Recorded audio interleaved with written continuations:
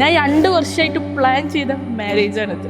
And എന്താ പറയുക, ഇവരെല്ലാവരും ഭയങ്കര എക്സൈറ്റഡ് ആയിരുന്നു.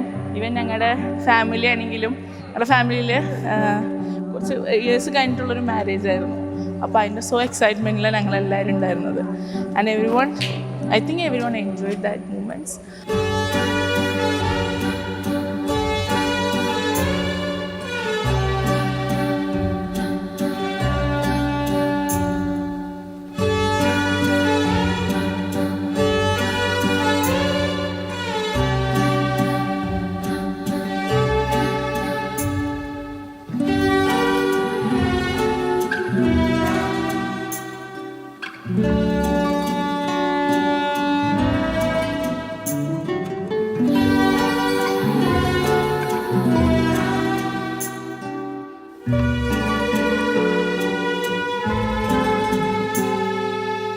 So, Nibu, Basilica, happy married life.